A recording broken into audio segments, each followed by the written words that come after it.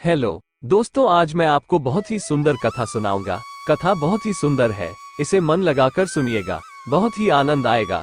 इस कथा को एक वृंदावन की गोस्वामी ने सुनाया था, तो हमने सोचा आपको भी यह कथा सुनाई जाए, ताकि आपको भी भगवान के चरणों का आश्रय मिल सके। राधे राधे दोस्तों, मेरा नाम है हर्षुल। वृंदावन की यह सत्य कथा अवश्य सुने। वृंदावन के एक संत की कथा है। वे श्री कृष्ण की आराधना करते थे। उन्होंने संसार को भूलने की एक युक्ति की। मन को सतत श्री कृष्ण का स्मरण रहे, उसके लिए महात्मा ने प्रभु के साथ ऐसा संबंध जोड़ा कि मैं नंद हूँ, बाल कृष्ण लाल मेरे बालक है। वे लाला को लाड लड़ाते, यमुना जी स्नान करने जाते तो लाला को साथ लेकर जाते, भोजन करने बैठते तो लाला को साथ लेकर बैठते। ऐसी भावना करते कि कन्हैया मेरी गोद में बैठा है, कन्हैया मेरे दाढ़ी खींच रहा है। श्री कृष्ण को पुत्र मानकर आनंद करते। श्री कृष्ण के ऊपर इनका वात्सल्य भाव था।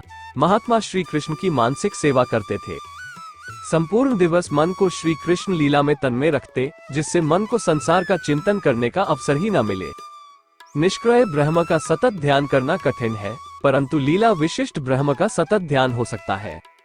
महात्मा परमात्मा के साथ पुत्र का संबंध जोड़कर संसार को भूल गए, परमात्मा के साथ तन्मय हो गए। श्री कृष्ण को पुत्र मानकर लाड लड़ाने लगे।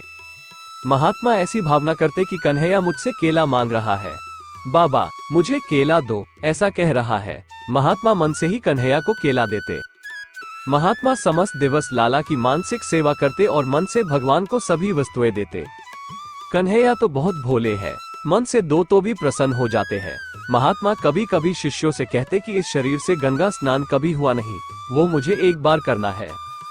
शिष्य कहते कि काशी पधारो। महात्मा काशी जाने की तैयारी करते, परंतु वात्सल्य भाव से मानसिक सेवा में तन्मय हुए कि कन्हैया कहते, बाबा मैं तुम्हारा छोटा सा बालक हूँ, मुझे छोड़कर काशी नहीं जाना।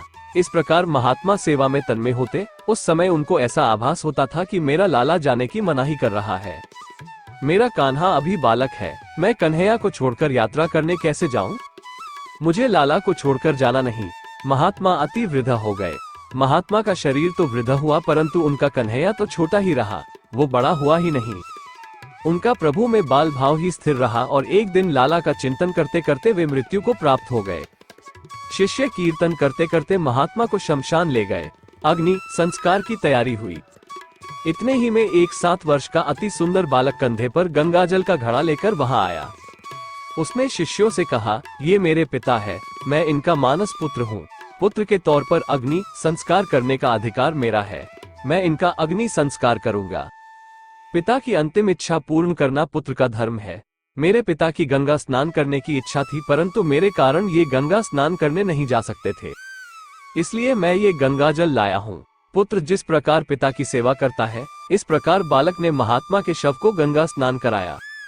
संत के माथे पर तिलक किया, पुष्प की माला पहनाई और अंतिम वंदन करके अग्नि संस्कार किया। सब देखते ही रह गए।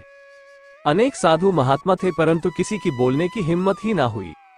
अग्नि संस्कार करके बालक एकदम अंतर्ध्यान हो गया। उसके बाद लोगों को ख्याल आया कि महात्मा के तो पुत्र था ही नहीं, बालकृष्ण लाल भी तो महात्मा के पुत्र रूप में आए थे। महात्मा की भावना थी कि श्री कृष्ण मेरे पुत्र है। परमात्मा ने उनकी भावना पूरी की। परमात्मा के साथ जीव अथवा मनुष्य जैसा संबंध बांधता है, वैसे ही संबंध से परमात्मा उसको मिलते हैं। तो दोस्तों, आप भी इसी तरह से ठाकुर सेवा कीजिए और भगवान का आश्रय लीजिए। तो दोस्तों, ये कथा आपको कैसी लगी कमेंट सेक्शन में जरूर बताएं और अपना ख्याल रखिए। राधे राधे।